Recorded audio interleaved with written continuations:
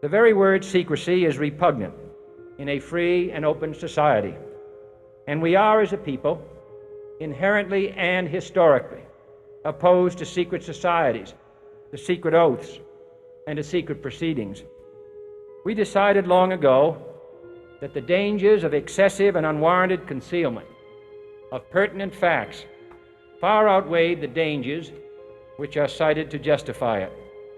Even today, there is little value in opposing the threat of a closed society by imitating its arbitrary restrictions.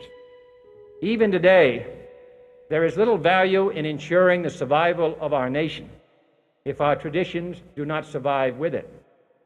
And there is very grave danger that an announced need for increased security will be seized upon by those anxious to expand its meaning to the very limits of official censorship and concealment. That I do not intend to permit to the extent that it's in my control. And no official of my administration, whether his rank is high or low, civilian or military, should interpret my words here tonight as an excuse to censor the news, to stifle dissent, to cover up our mistakes, or to withhold from the press and the public the facts they deserve to know. But I do ask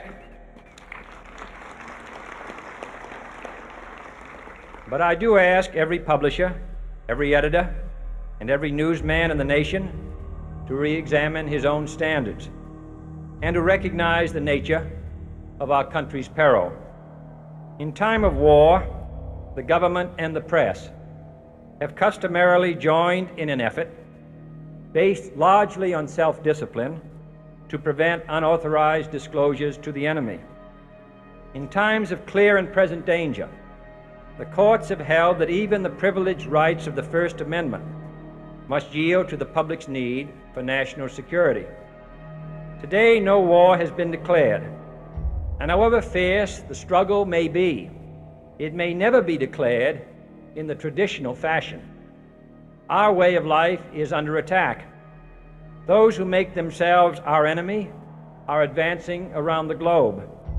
The survival of our friends is in danger, and yet no war has been declared. No borders have been crossed by marching troops. No missiles have been fired.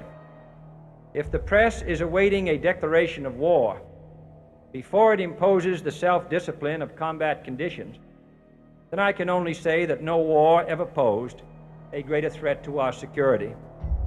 If you are awaiting a finding of clear and present danger, then I can only say that the danger has never been more clear, and its presence has never been more imminent.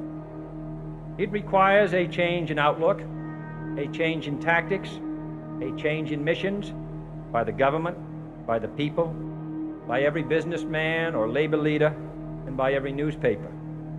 For we are opposed around the world by a monolithic and ruthless conspiracy that relies primarily on covert means for expanding its sphere of influence, on infiltration instead of invasion, on subversion instead of elections, on intimidation instead of free choice, on guerrillas by night instead of armies by day.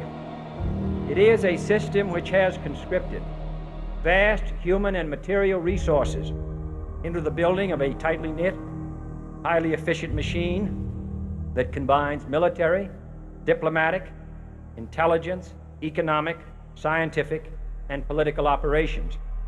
Its preparations are concealed, not published. Its mistakes are buried, not headlined. Its dissenters are silenced, not praised. No expenditure is questioned, no rumor is printed, no secret is revealed. It conducts the Cold War, in short, with a wartime discipline no democracy would ever hope or wish to match. Nevertheless, every democracy recognizes the necessary restraints of national security. And the question remains whether those restraints need to be more strictly observed if we are to oppose this kind of attack as well as outright invasion.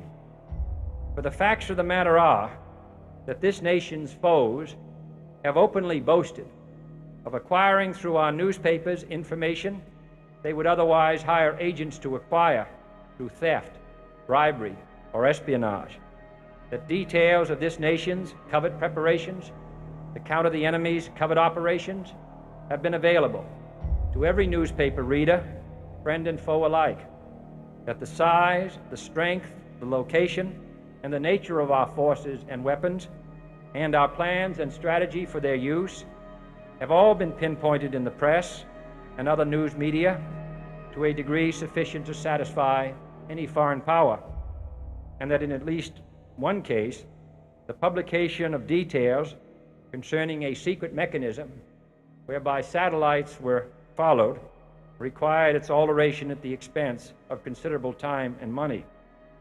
The newspapers which printed these stories were loyal, patriotic, responsible, and well-meaning. Had we been engaged in open warfare, they undoubtedly would not have published such items. But in the absence of open warfare, they recognized only the tests of journalism and not the tests of national security. And my question tonight is whether additional tests should not now be adopted. That question is for you alone to answer. No public official should answer it for you.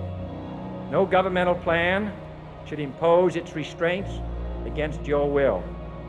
But I would be failing in my duty to the nation in considering all of the responsibilities that we now bear and all of the means at hand to meet those responsibilities if I did not commend this problem to your attention and urge its thoughtful consideration. On many earlier occasions I have said, and your newspapers have constantly said, that these are times that appeal to every citizen's sense of sacrifice and self-discipline. They call out to every citizen to weigh his rights and comforts against his obligations to the common good.